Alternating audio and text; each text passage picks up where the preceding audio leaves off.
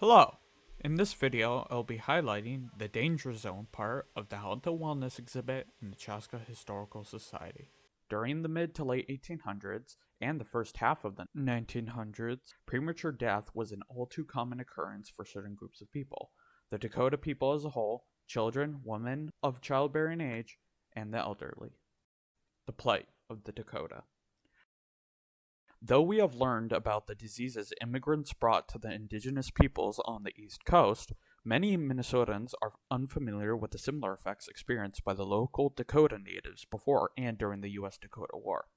They were highly affected by diseases the explorers and other early settlers brought to the area, or that were the results of concentration camps near Fort Snelling. Over the winter of 1862 to 63 alone, between 130 and 300 of the 1,658, primarily children, women, and elderly, Dakota people who traveled to Fort Snelling died from diseases, especially measles and the harsh conditions. Another major killer for the Dakota people was tuberculosis, also known as consumption at the time. Consumption and scrofula had been present but rare among American Indians for centuries. They quickly became the leading cause of death, especially on the Dakota reservations, where they dominated annual mortality reports, often causing half of all deaths. The Surgeon General reported that the consumption hospitalization rate for Indian soldiers in 1892 was more than 10 times the rate for white soldiers. Dangers of childhood in the late 1800s and early 1900s. Unlike today, when the death of a child is relatively rare, Chaska children in the late 1800s until the 1940s were at risk for both illness and death. The Chaska Herald weekly newspaper from those years provides a look into the somber reality.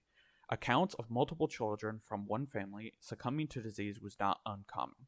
The Brandenburg family lost twin 10-year-old sons and their father due to typhoid fever in October of 1868.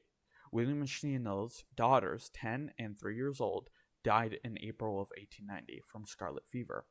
The April 18, 1895 issue mentions the Gus and Matilda Johnson family lost their fourth child to diphtheria.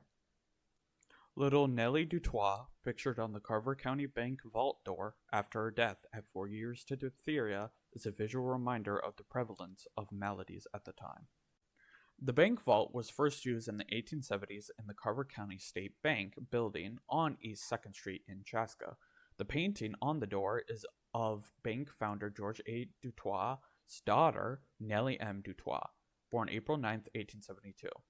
Nellie died on January 9, 1876, one of Carver County children who died of diphtheria in that year. Under Nellie's image is a garland of flowers and perhaps a funeral wreath. The vault door remained with the Dutoit family for 117 years. Most recently, the door of the vault was in the basement of the Wells Fargo building, formerly Carver County State Bank building, at the intersection of Chestnut and 4th Street in downtown Chaska. Thanks to the generosity of Wells Fargo, Nellie and the historic vault door have found a home in the Chaska History Center. Measles, dysentery, croup, cholera. The possibility for fatalities was endless. Even the stomach flu, which as late as 1934 caused the death of a Chaska 5-week-old, was a danger. Thankfully, in Chaska today, we have more accurate health information due to the public health system, better sanitary conditions, many effective preventative measures, and, when needed, sophisticated medical care available. Premature death among older adults.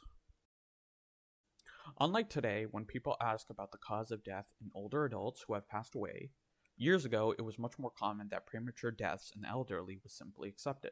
In fact, a common cause of death listed on death certificates was old age, despite what the deceased individual's overall health may have been. Because of this acceptance, it is difficult to track historical causes of death in the older adult community. Knowing how today's seniors may not have had the resistance to disease as well as the resilience from the effects of those illnesses, one can imagine that historically the effect on mortality rates of this same group would have been compounded.